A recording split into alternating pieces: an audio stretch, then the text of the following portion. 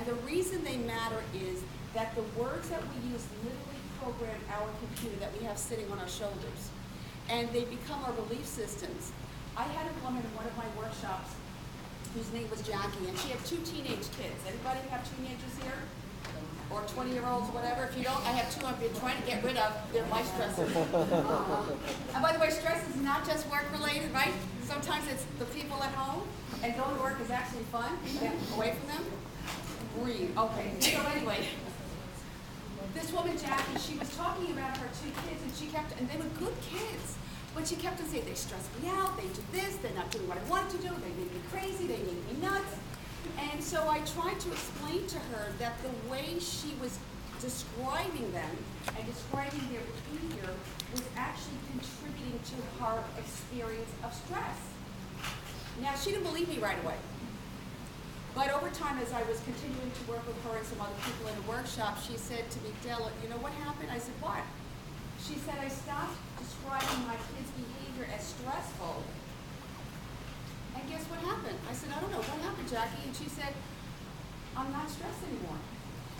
And I said, did their behavior change? And she said, no, it didn't. But you see, when we talk about, I'm so stressed out, I can't take this anymore, I can't handle it, I've got so many things going on. Have you ever said those things? Well, that's actually programming your brain to feel more stress. So what you want to start to be aware of is, what are you saying? Because when you're saying certain things, if you're saying negative things, it's going to impact your perception of things. So one of the things you want to start to recognize is, what are you saying? And if it's not going to be useful for you in experiencing things in a positive way, you want to change what you say. Because if you don't change how you describe things, then you're not going to be able to feel differently. Words create thoughts, and thoughts create emotions. So if you're having an emotion, if you go back to what you're thinking, I'm sure what you're thinking, if it's a negative emotion, I'm sure, I could bet money on it, and I'm not a betting lady, but I could bet money that the words that you're using to describe the situation are negative.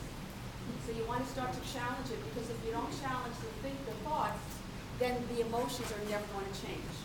So start to pay attention. When you feel like, go up here and say, what's going on up here? What am I saying to myself? And you want to start to change this, because if you don't, the emotions won't change. Your body and your mind are connected. And I know you've heard of the mind-body connection, but they create what's called a cybernetic loop. When you change one, you automatically change the other. So let's say you're feeling really, really stressed because you're telling yourself all these things. Oh my God, we're going to have budget cuts, and how we're going to do this. And I'm getting stressed out already, and I don't even work here.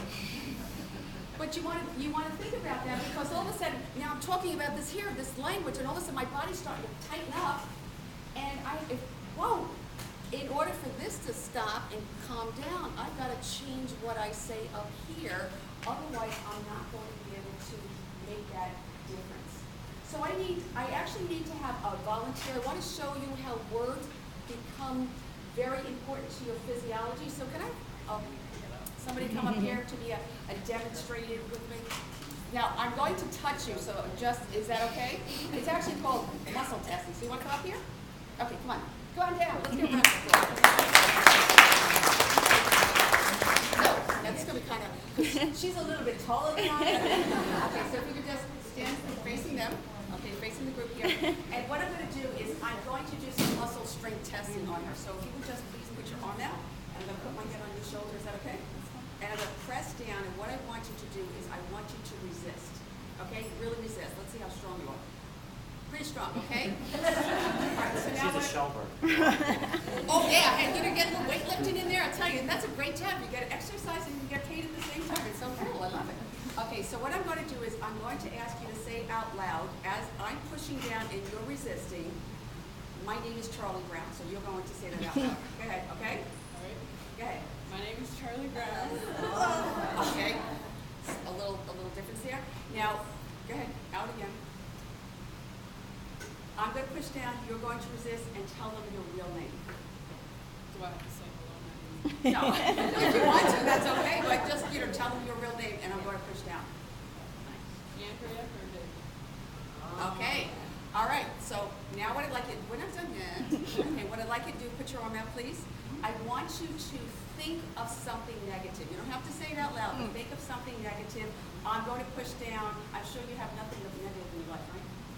Okay, you want some of mine? Okay, so I'm going to push down. I'm gonna think of something real quick now. She's got a good life. She can't even think of negative things. This is good.